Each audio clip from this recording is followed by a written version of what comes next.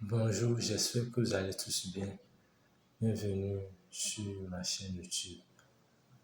Comme vous le savez, depuis un certain temps, nous sommes en train de faire un cours complet de pisciculture. Donc aujourd'hui, nous allons continuer avec les étangs d'alluvinage de la Cape commune. Donc depuis un certain temps, c'est de la culture des Capes communes que nous sommes en train de parler. Les étangs d'alluvinage.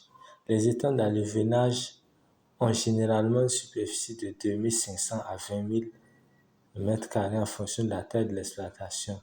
Ces étangs ont une profondeur de 0,5 à 1,5 mètres et la densité du seuil des poissons y est déterminée par le courant d'eau dans l'étang. Dans les étangs à eau stagnante, la densité du seuil des poissons est de 5 larves par mètre carré, alors que dans les étangs où l'eau circule, la densité du sol peut s'élever jusqu'à 30 à 80 larves par mètre carré. Les larves de poissons peuvent se développer pour devenir des alevins dans une période d'environ 1 mois. La pratique la plus répandue consiste à enlever le fretin dans un étang d'alevinage pendant 1 mois. Le fretin dans un étang d'alevinage pendant 1 mois, puis on transfère les alevins dans des étangs de grossissement où ils atteindront une taille marchande. Il s'agit là de quelques paramètres pour réussir l'alevinage de la Cape commune. Donc, ce serait bien d'avoir de grands étangs, des étangs pour atteindre 20 000 carrés, une profondeur de 0,5 à 1,5 mètres. Et ce qui est très important à regarder ici, c'est la densité. Donc, la densité est de 5 larves par mètre carré.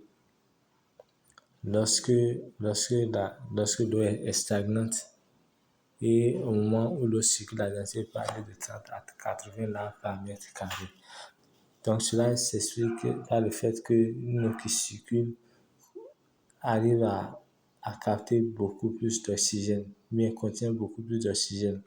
Les larves de poissons peuvent se développer pour devenir des alevins dans une période d'environ 1 mois.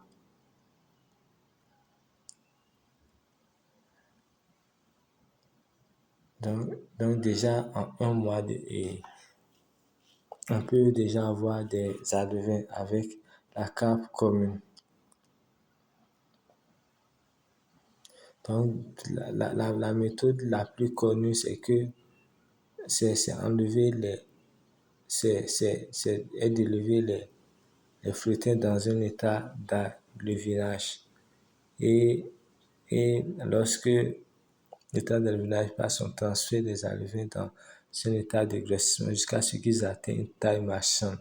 Des applications régulières de vermicompost et de tourteaux de son de riz avec de l'huile de coco permettent d'accroître la disponibilité des aliments dans l'étang et par conséquent favorisent la survie du fretin.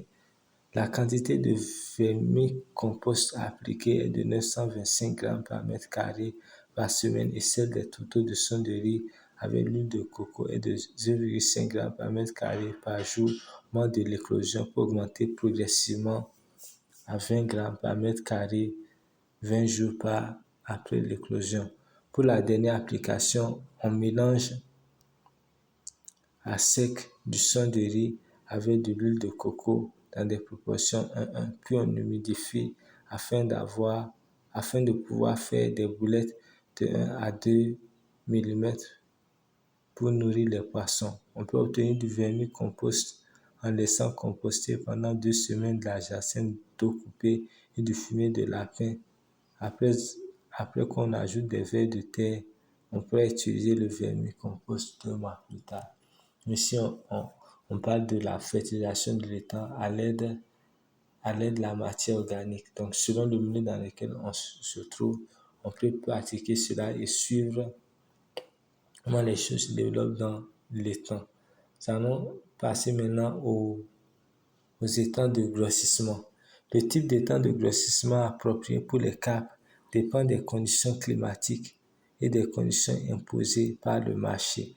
Mais en général, la Cape commune est produite en monoculture. Dans les pays tropicaux, on peut produire un poisson de 500 grammes en 6 mois, un poisson de 1 à 1,5 kg en une année. Nous avons eu à parler de cela. Dans la pratique, des alevins de 4 à 8 semaines sont mis en stock dans des étangs de 70 cm de profondeur. L'utilisation des fertilisants peut améliorer la production d'aliments naturels. La carte commune se développe le mieux lorsque la densité de stock est autour de 1 à 2 poissons par mètre carré de superficie de l'étang.